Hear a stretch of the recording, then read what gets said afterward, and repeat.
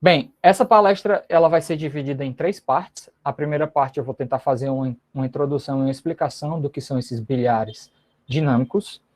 Na segunda parte, eu vou tentar explicar para vocês o que significa a dinâmica simbólica, em termos gerais. E na terceira parte, eu vou fazer uma junção das duas primeiras partes. Então, eu vou falar sobre dinâmica simbólica para os bilhares, mencionando os resultados que foram obtidos nos últimos anos com esses colaboradores que eu mencionei no começo da palestra. A melhor maneira que eu acho de entender bilhares é por meio de figuras ou vídeos. Então, aqui, ó, vocês estão vendo o vídeo, não estão? Então, isso aqui, ele representa um exemplo de um bilhar. Então, o que é que você pode entender como um bilhar do ponto de vista matemático ou do ponto de vista físico, que vem motivado pela mecânica estatística que surgiu no final do século XIX e começo do século XX. Digamos que você tem um recipiente, aqui nesse caso esse recipiente tem 4 paredes aqui do lado de fora e tem até uma parede circular aqui no meio e outra parede aqui embaixo. Essa figura tem mais paredes simplesmente para poder mostrar mais facilmente o comportamento de várias partículas ao mesmo tempo. Você observa que também, na verdade, essa parede da esquerda e essa parede da direita são a mesma, né? Quando você vê que essa bolinha aqui estava passando para cá, ela faz como se fosse o Pac-Man, ela vem para esse outro lado aqui. E o que essas bolinhas representam? Elas representam círculos, circunferências, que têm uma certa massa, e elas andam com velocidade unitária, até que elas ou encontram essas paredes, que têm massa infinita, e, portanto, as bolinhas sofrem uma reflexão especular, ou então duas bolas se chocam uma com a outra.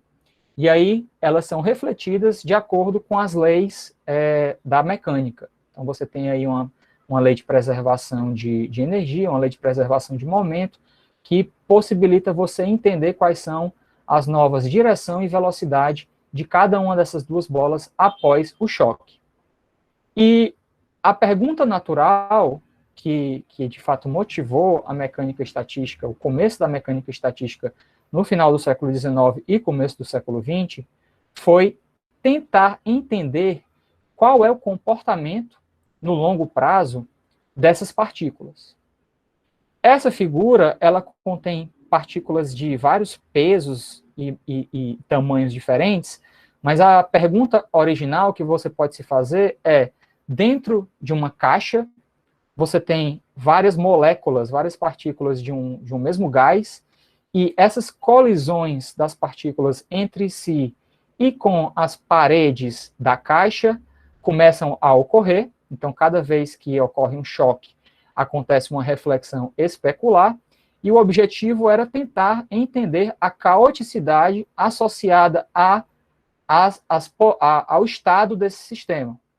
O estado desse sistema, ele tem que contabilizar todas as posições e todas as velocidades dessas partículas. Então, a pergunta natural, que de fato motivou a famosa hipótese ergótica de Boltzmann, era justamente, o Boltzmann ele achava que se você esperasse um longo tempo e se você prescrevesse posições e velocidades quaisquer, então depois de um longo tempo, as partículas iam todas estar nessas posições que você prescreveu, com as velocidades, com as direções das velocidades que você também prescreveu. Então, a hipótese ergótica de Boltzmann, de certo modo, ela tentava dizer que todas as possíveis possibilidades para o seu sistema ocorreriam se você esperasse um longo tempo.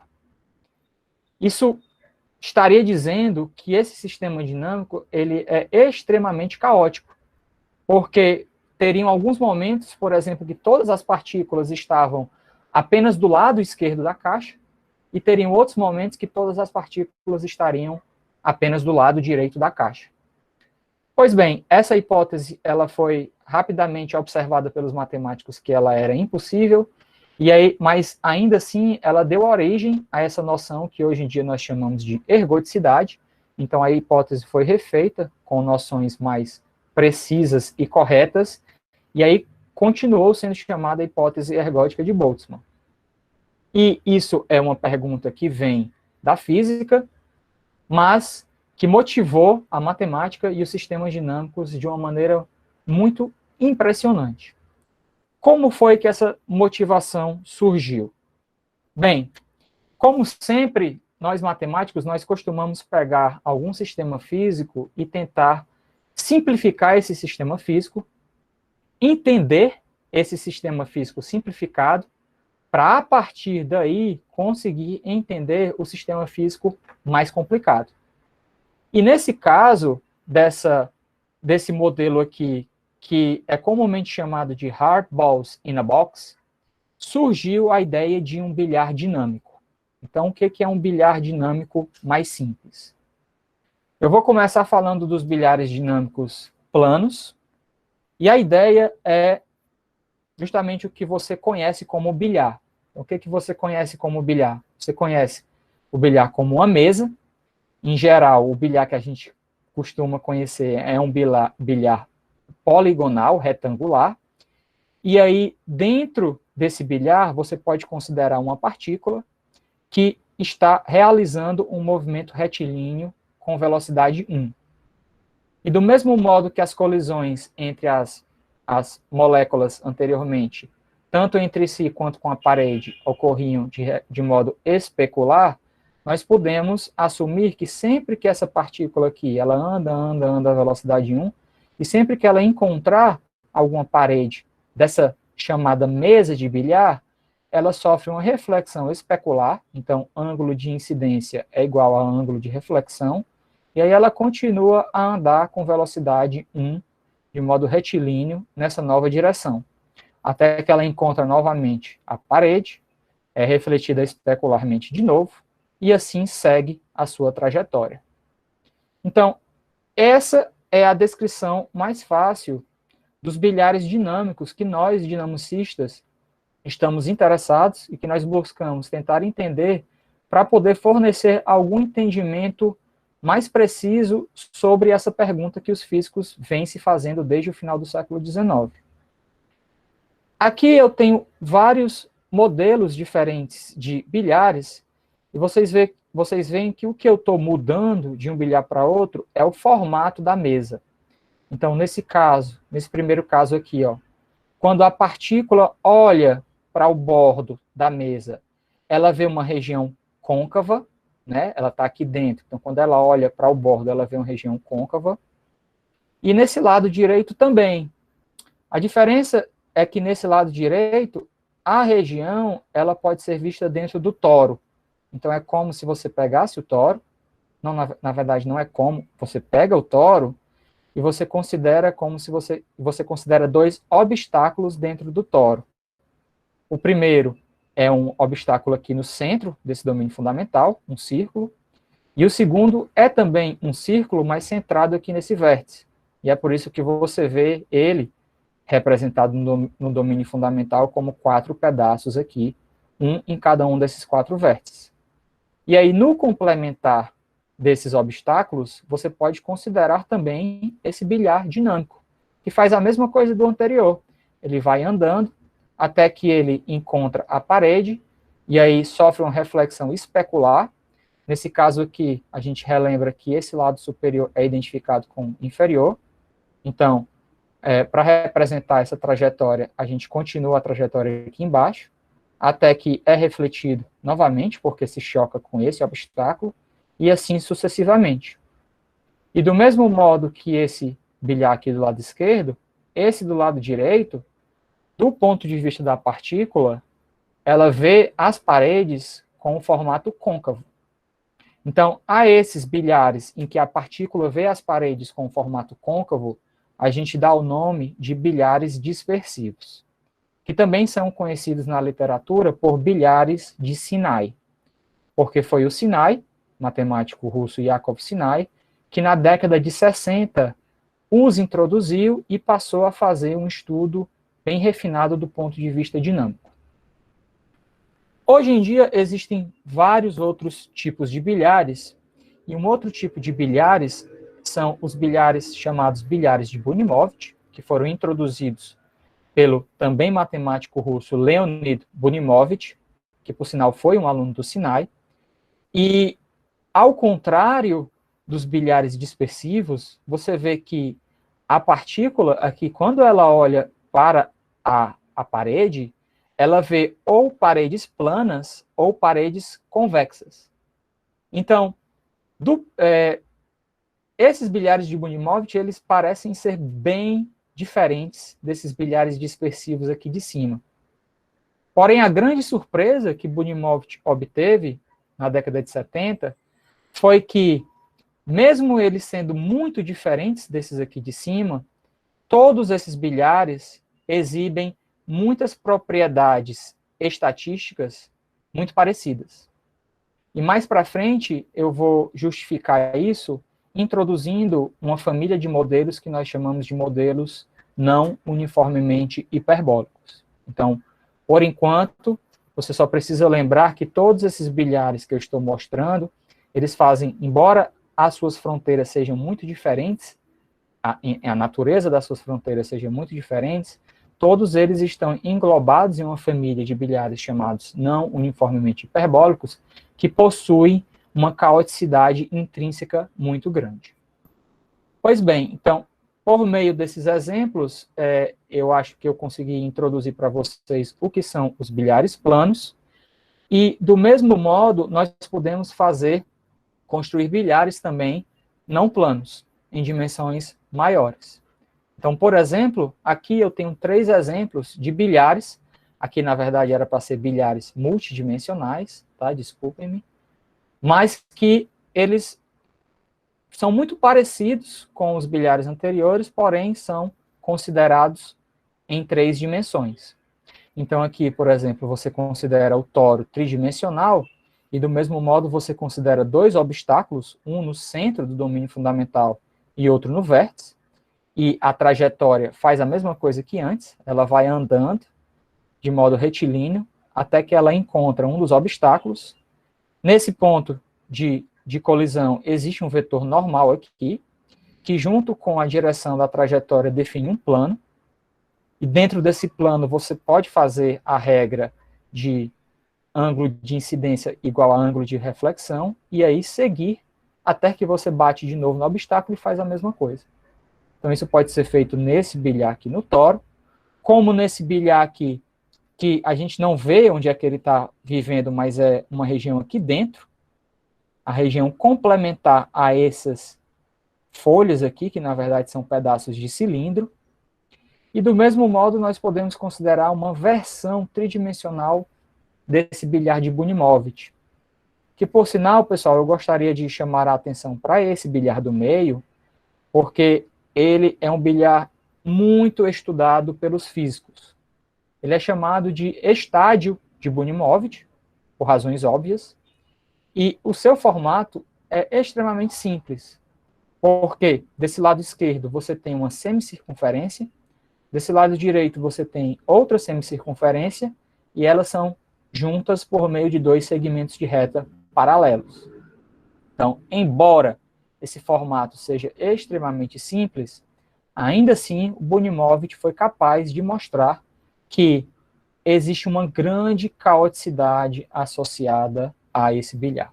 Então, esse exemplo aqui, ele pode servir como uma versão tridimensional do estágio de Bunimovich. O que foi mostrado também por outros matemáticos é que, do mesmo modo que os bilhares planos, esses bilhares tridimensionais, eles também têm essa caoticidade envolvida. Ok. De um modo geral, qualquer que seja o formato que você me der, eu posso considerar um bilhar dentro dele. Eu mostrei para vocês alguns exemplos, todos são exemplos aqui dessa terceira categoria, que nós chamamos de bilhares hiperbólicos. Então, dentro deles, eu vou incluir os dispersivos e os de Bunimovich, mas você poderia se fazer uma pergunta ainda mais fácil. Por exemplo, o que acontece se eu considerar uma mesa cuja fronteira é uma mesa que é um domínio convexo suave? Então, a fronteira é suave. Mais especificamente, vamos considerar o caso mais simétrico que existe. Considere uma circunferência. Ou, se quiser, vá para uma elipse, que é um pouco menos simétrico. Então, a pergunta natural é, o que é que você pode dizer de um bilhar dentro de uma circunferência ou de uma elipse? Do mesmo modo, você pode se perguntar sobre bilhares em forma de polígonos. Então, o que é que você pode dizer dos bilhares cujo formato é um triângulo ou um quadrilátero? Para tentar dar uma motivação de cada um desses três situações, que de fato, do ponto de vista dinâmico, fornecem comportamentos muito distintos entre si, eu vou mostrar mais alguns vídeos para vocês tentarem entender o que está acontecendo. Então, nesse próximo vídeo, nós temos, vou dar uma pausa e vou explicar. Nós temos aqui um bilhar em forma de circunferência, e esse conjuntinho vermelho, ele é como se fosse um monte de partículas fazendo o movimento do bilhar, retilíneo até, com reflexões especulares, mas eu estou colocando essas partículas uma independente da outra. Ou seja, a trajetória de uma partícula não influencia no movimento da outra. E por que eu estou mostrando esse vídeo dessa maneira? Porque se eu acreditar que nesse bilhar eu tenho um comportamento caótico, então eu espero que mesmo essas partículas tendo posições iniciais e velocidades iniciais muito parecidas, depois de um tempo, elas vão ter posições e velocidades totalmente distintas umas das outras. Isso é o que nós chamamos de sensitividade às condições iniciais. Algumas pessoas gostam de chamar isso de caos, embora caos existam inúmeras maneiras de descrever caos. A sensitividade às condições iniciais é apenas uma dessas maneiras. Isso é o que nós esperamos de um sistema caótico. Se nós acreditarmos que o sistema não é caótico, então o que nós vamos ver com o comportamento dessa grande quantidade de partículas é que depois de um tempo, elas vão continuar próximas entre si.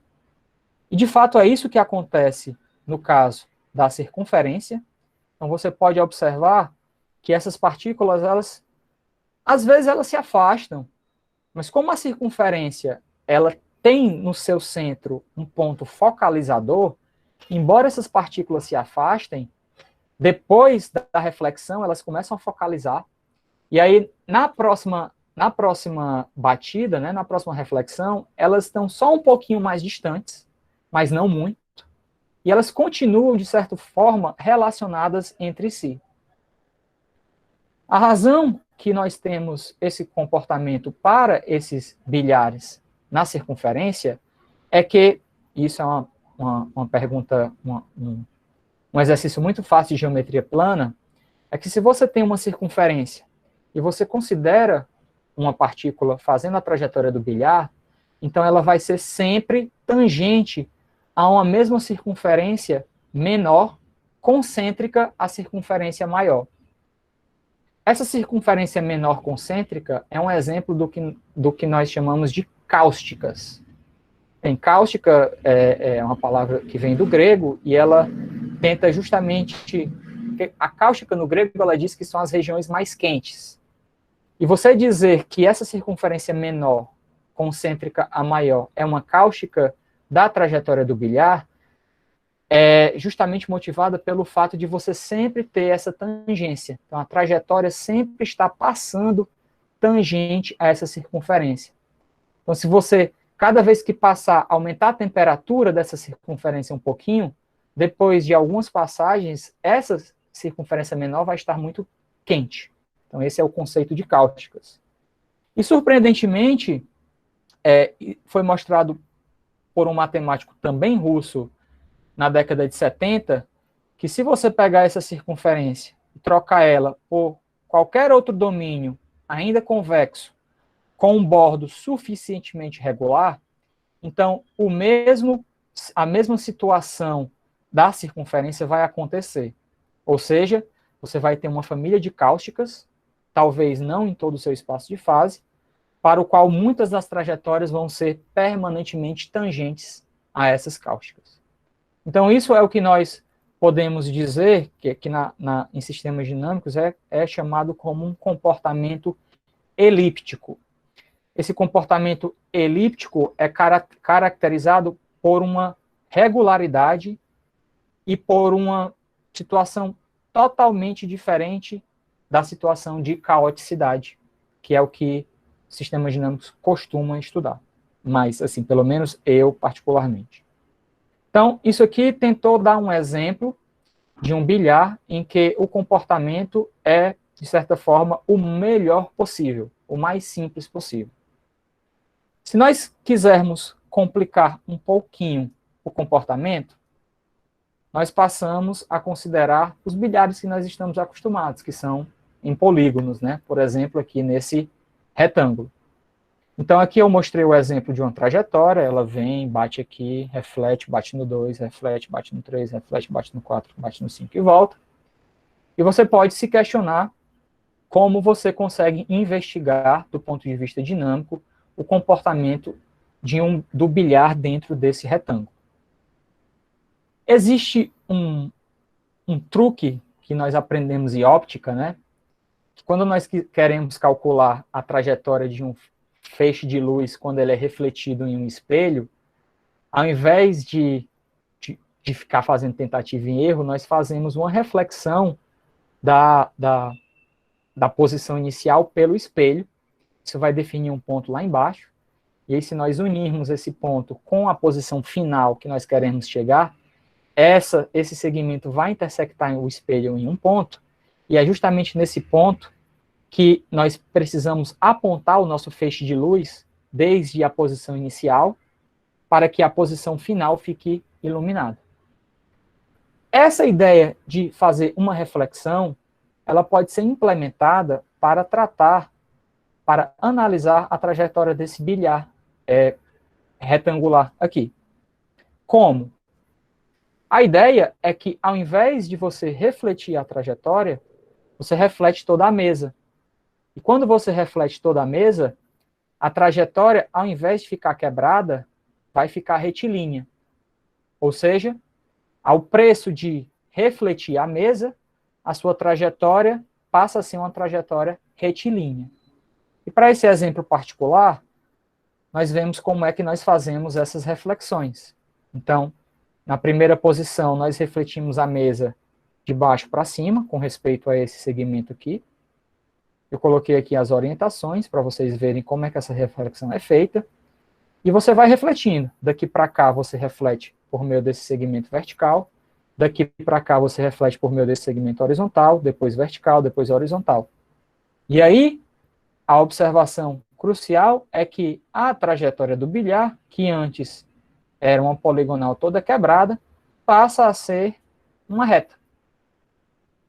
E melhor ainda, como todos os ângulos do retângulo são 90 graus, depois de algumas reflexões, que é esse carinha aqui, ó, depois de 1, 2, 3, 4 reflexões, você retorna para a mesma mesa, com a mesma orientação que você começou. Então é como se você tivesse feito essa passagem daqui para cá, fazendo algumas coisas e chegando novamente em um ponto dessa mesa bem aqui. Então, essa ideia que ao meu entendimento, foi introduzida na dinâmica de bilhares pelo Katok, e outra pessoa que agora me falha a memória, ela é muito frutífera e ela, de fato, ela dá uma origem para você analisar esses bilhares por meio do que é conhecido como teoria de Teichmüller. O comportamento dinâmico, nesse contexto, em que você tem esses polígonos, cujos ângulos, sendo todos múltiplos racionais de π, vão proporcionar que, após algumas reflexões, você vai retornar para a sua mesa inicial, esse comportamento, ao contrário do comportamento super bonzinho da circunferência, agora a gente vai ter um comportamento um pouco mais complicado, em que as partículas, em que as trajetórias, elas vão estar divergindo, e elas vão estar divergindo com a velocidade que é polinomial com o tempo. Então, por que eu digo um pouco mais comportado? Porque ao contrário desse comportamento polinomial visto por esses polígonos, os bilhares que nós introduzimos no começo, eles têm um comportamento que é exponencialmente complicado ao longo do tempo. E vocês vão de convir que um comportamento que as coisas divergem exponencialmente rápido é muito mais caótico do que um em que as coisas divergem polinomialmente rápido. Então, a minha ideia de introduzir esse exemplo de bilhar foi para fazer uma analogia com essa outra área de sistemas dinâmicos, que é a chamada dinâmica parabólica. Então, em dinâmica parabólica, os comportamentos, as divergências das órbitas entre si, ela acontece com uma velocidade polinomial no tempo. Por fim, nós vamos chegar nos bilhares que nós estamos mais interessados, que são os hiperbólicos. São justamente aqueles que eu mostrei no começo da palestra. E esses sim são, eu poderia dizer, genuinamente caóticos. A maior parte das noções de caoticidade que você pensar, esses bilhares satisfazem. Então, eles têm sensitividade às condições iniciais. Essa sensitividade às condições iniciais, ela ocorre exponencialmente rápido, e outras propriedades dinâmicas acontecem. Por exemplo, esses sistemas, eles possuem o que nós chamamos de entropia, que é uma medida da desordem do sistema. A entropia desse sistema é positiva. Você tem também são conhecidos como expoentes de Lyapunov. Esses expoentes de Lyapunov são diferentes de zero, o que significa que alguns são positivos, e aí você está vendo uma grande expansão, alguns são negativos, e aí você está vendo uma grande contração. Esses sistemas também, com uma medida de referência, eles são o que nós chamamos de mixing, em português nós chamamos de misturadores, e vai por aí. Então, quase todas as noções de caos que vocês pensarem, esses sistemas satisfazem. E é para eles que o nosso objetivo nessa palestra é como entender esses sistemas de uma maneira mais simples. Ok. Eu falei para vocês que todos esses sistemas, eles tinham uma situação, um contexto em comum. E esse contexto em comum era chamado sistemas não uniformemente hiperbólicos. O que são esses sistemas não uniformemente hiperbólicos? Bem, eu vou fazer de novo por meio de uma figura. Quando você pensa sobre hiperbolicidade, você tem que pensar nessas duas palavrinhas aqui, contração e expansão. Do mesmo jeito que um padeiro faz quando ele está preparando a massa de um pão. Ele pega essa massa, e aí ele expande em uma direção, contrai em outra. Dobra a massa, expande de novo em direção, contrai em outra. E ele faz isso várias vezes. Então, de modo cru, o que o padeiro faz com a massa de um pão é basicamente um modelo hiperbólico. Dentro desses modelos hiperbólicos, existem várias noções diferentes.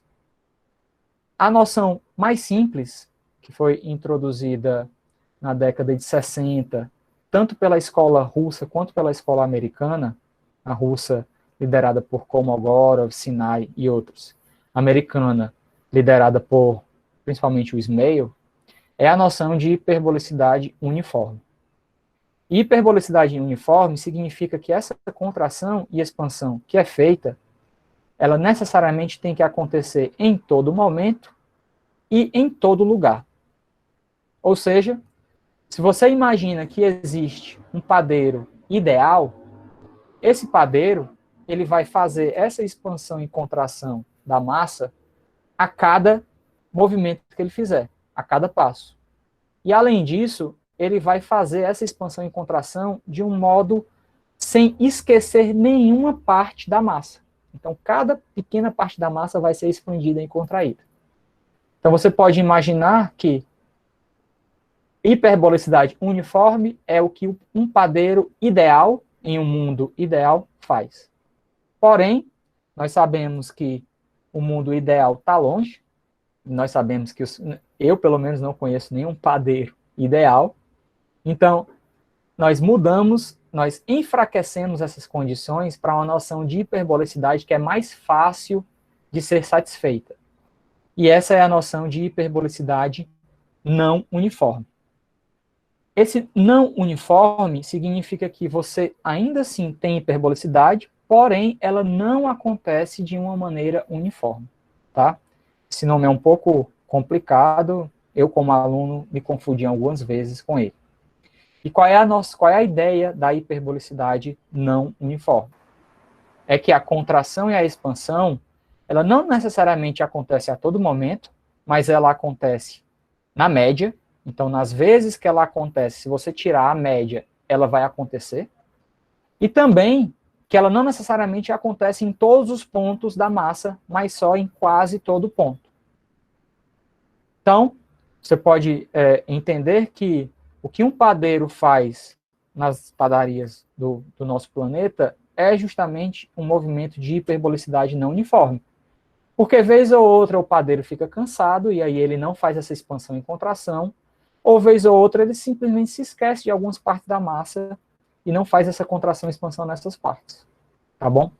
Então, essa explicação simples, essa analogia com a preparação de um pão, é o que possibilita a gente a se convencer, em um primeiro momento, de que realmente a hiperbolicidade não uniforme, ela acontece de maneira muito mais natural nos nossos sistemas físicos, matemáticos, biológicos, do que a hiperbolicidade uniforme. Aqui, eu coloquei dois exemplos, dois vídeos em que mostram que os nossos bilhares que nós consideramos lá no começo, a gente tem, de certo modo, essa caoticidade associada, que é a caoticidade que nós esperamos que ocorra para esses modelos uniformes e não uniformemente hiperbólicos, desculpa, modelos hiperbólicos e não uniformemente hiperbólicos. No começo do vídeo, se eu voltar aqui, você tem novamente uma quantidade muito grande de partículas, cada uma delas realizando um movimento do bilhar independente, e você observa que mesmo que elas tenham começado muito próximas entre si, depois de um tempo, elas já cobrem de maneira quase uniforme toda a mesa de bilhar, e de uma maneira quase uniforme as suas velocidades estão direcionadas aqui. É isso que esse histograma aqui mostra. Então, realmente, quando você olha para o estado da partícula depois de um longo tempo, esse estado é dado pela posição e a direção da velocidade, você realmente tem uma grande uniformidade, uma grande independência entre essas partículas, embora no começo elas começaram todas muito próximas entre si. É justamente isso que nós chamamos, que eu já disse e vou repetir, de sensitividade às condições iniciais. Isso ocorre tanto nesses bilhares dispersivos, quanto nos bilhares de Bunimowitch, aqui dado pelo exemplo do estádio. Então, se nós esperarmos um pouco esse vídeo, as partículas, embora não tenham começado muito próximas entre si, depois de algumas batidas com a mesa, elas começam a se espalhar ao longo da mesa. Tá? E por que acontece isso? Porque tanto os dispersivos quanto os de Bunimowitch, eles têm essa hiperbolicidade não uniforme dentro deles. E sempre que eles têm essa hiperbolicidade não uniforme, você tem essa caoticidade em todas as noções, na maioria das noções de caos que eu já mencionei. Pois bem, então se você tem esses sistemas que são extremamente complicados de tentar entender, do ponto de vista estatístico, a pergunta natural é tentar entendê-los. Mas como você vai fazer isso? Não diretamente pelo sistema original, mas por meio de uma simplificação.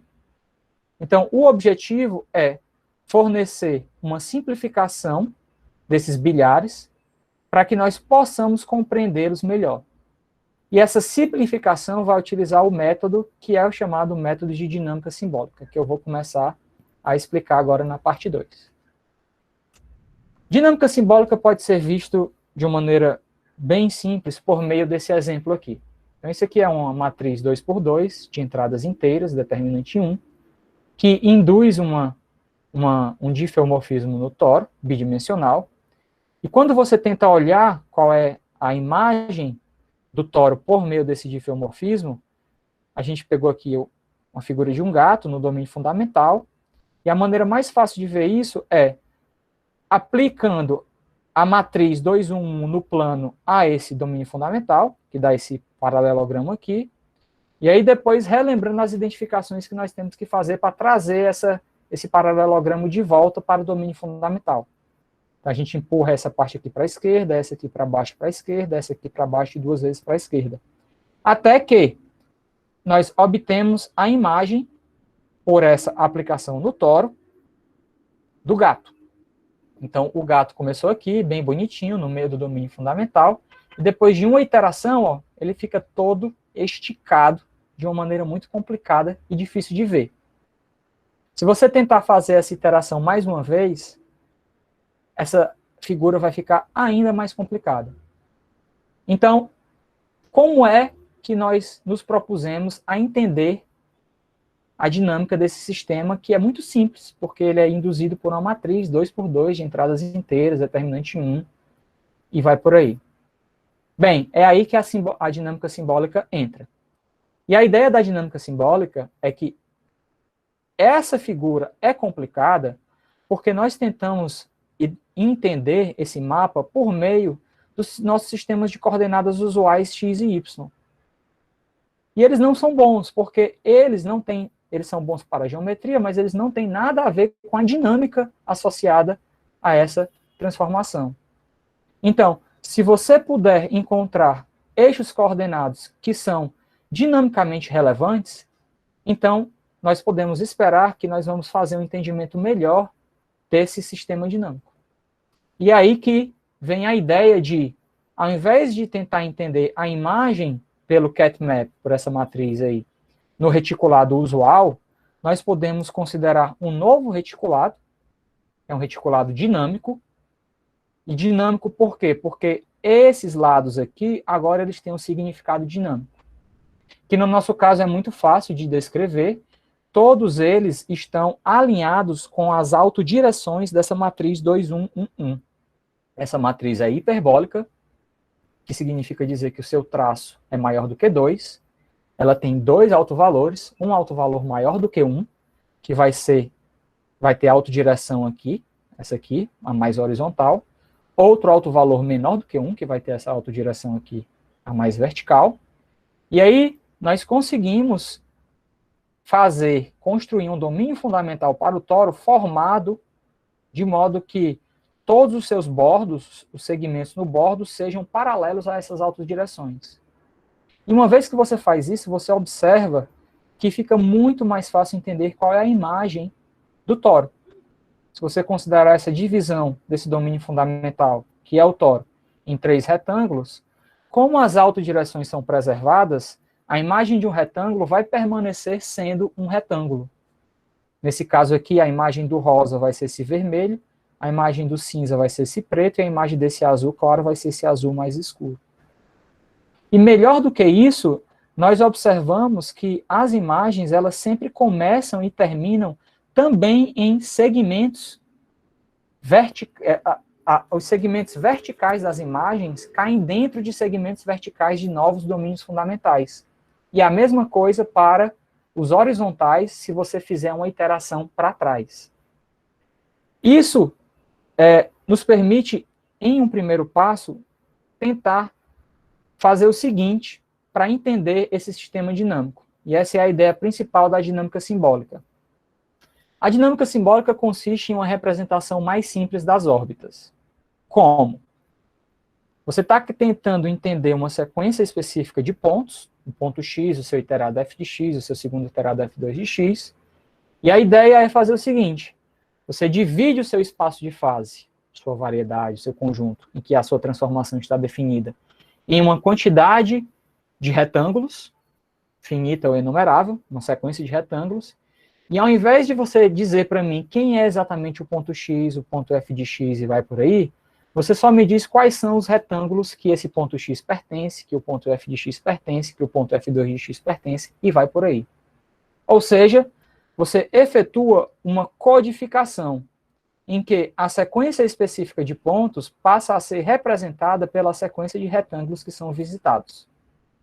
E se essa codificação for boa o suficiente para que, se eu lhe disser apenas quem é a sequência de retângulos visitados e você puder me dizer qual é a sequência específica de pontos, eu vou dizer que essa codificação é perfeita porque ela permite uma decodificação. Ela permite você recuperar a sequência inicial de pontos. Então, a ideia da dinâmica simbólica é isso. É fazer um processo de codificação / decodificação eficiente, de modo que as trajetórias do seu sistema dinâmico passam a ser mais facilmente representadas pelas sequências de retângulos que são visitados. E isso pode ser ainda melhor feito se você tiver o que são chamadas partições de Markov. As partições de Markov são partições, são maneiras de você dividir esse seu espaço em vários retângulos que possuem boas interseções. E a boa interseção é fornecida aqui por essa figurinha aqui. Então, vou tentar explicar o que é uma boa interseção. Esse caso esquerdo é, e esse caso direito não é. Por quê? Porque enquanto nesse caso esquerdo, quando a imagem de um retângulo R intersectou o retângulo S, ela cruzou totalmente da esquerda para a direita, nesse lado direito, a imagem do retângulo R cruza o lado esquerdo de S, mas não cruza o lado direito. Então, requerer que essa família de retângulos seja uma partição de Markov é requerer que as interseções sempre aconteçam desse jeito aqui, necessariamente de um lado para o outro. E se você tem essa propriedade geométrica, então o mundo fica perfeito, porque você consegue representar todas as trajetórias do seu sistema dinâmico por meio de caminhos em um grafo orientado, ou seja, por meio de uma estrutura puramente combinatória. E aí, você ganhou o dia, porque a estrutura sendo puramente combinatória, você pode identificar muitas propriedades dinâmicas de um modo muito mais fácil. Então, a ideia geral da dinâmica simbólica é a seguinte: você considera uma divisão do seu espaço de fase, satisfazendo a propriedade de Markov, e a partir disso você representa o seu sistema dinâmico por meio de uma estrutura combinatória, que permite você entender, por exemplo, a quantidade de pontos periódicos e outras propriedades. E uma vez que você entender, você retorna para as propriedades do sistema original. Então, as conclusões são, além de obter pontos periódicos, você também pode fazer iterações mais simples, você também pode identificar quem são as medidas invariantes do seu sistema e vai por aí. Porém, a vida, em geral, não é tão simples. Essa figura que eu mostrei para vocês, daquela matriz 2, 1, 1, 1, ela só acontece em dimensão 2, porque, de fato, se você for para a dimensão 3, existem exemplos muito simples em que você não consegue uma partição tão bonitinha quanto aquela, porque, em geral, o bordo da partição vai ser um conjunto fractal. Então, do ponto de vista dinâmico, do ponto de vista topológico, a partição ela passa a ter uma menor regularidade, mas ainda assim, do ponto de vista dinâmico, nós conseguimos entender diversas propriedades do sistema original. Então, a vida não é tão simples, mas ela ainda é boa. Essa ideia de dinâmica simbólica, de partições de Markov para sistemas que são não uniformemente hiperbólicos, ela tem uma longa literatura. Eu tentei colocar essa tabela aqui só para dar uma ideia de que essa literatura é realmente muito longa, mas eu vou focar só nesses resultados aqui de baixo, que são os mais recentes, em que essa dinâmica simbólica ela foi feita por mim e pelo Matheus para os bilhares planos, que nós mencionamos no começo da palestra, e mais recentemente, poucos meses atrás, ela foi feita por mim, pelo Emerson e pelo Maurício para os bilhares multidimensionais, e também quis botar aqui, embora eu não vá falar, para fluxos multidimensionais que tenham velocidade positiva. Então, o nosso Esse segundo trabalho, ele é geral o suficiente para cobrir tanto a situação dos bilhares quanto a situação dos fluxos, que eu não vou falar nessa palestra. Então, quais são esses resultados? Bem, eu gostaria de começar dizendo que esses resultados, de certo modo, eles respondem a uma pergunta deixada pelo matemático Rufus Bowen, na década de 70, que era justamente obter dinâmica simbólica para bilhares. Rufus Bowen foi um matemático brilhante, americano, e ele morreu aos 31 anos. E aí, depois de um tempo, as pessoas acharam esse caderninho dele que ele colocava as perguntas que ele se interessava. E aí, a pergunta 17 é justamente isso, é dinâmica simbólica para bilhares. Então, os dois resultados que eu vou mencionar, eles dão a resposta afirmativa para essa pergunta aqui do Rufus Bowen. Vale ressaltar que, antes desses resultados terem sido provados recentemente, Bunimov, Chernow e Sinai, eles tinham alguns resultados parciais que funcionavam para os bilhares dispersivos com a medida de referência, que é essa medida de Liouville, que eu nem falei para vocês, mas que existe. E os dois resultados, tanto para o caso de bilhares hiperbólicos planos, quanto para bilhares hiperbólicos multidimensionais, é dizendo que se a mesa de bilhar é suficientemente regular, a sua fronteira é suficientemente regular, e se nós temos uma medida que é chamada de adaptada, infelizmente eu não vou definir o que é uma medida adaptada, esse sistema dinâmico possui uma dinâmica simbólica dada justamente por um grafo orientado. Esse grafo, ele agora vai ter uma quantidade enumerável de vértices, mas ainda assim ele vai ser uma estrutura combinatória que nos permite entender muitas das propriedades dinâmicas desses bilhares. Aqui tem um enunciado mais específico, que eu deixei aqui só para que as pessoas que realmente trabalham com dinâmica, que se elas quiserem ler agora, elas são bem-vindas. Se elas quiserem ler depois, vocês podem me pedir para retornar o slide.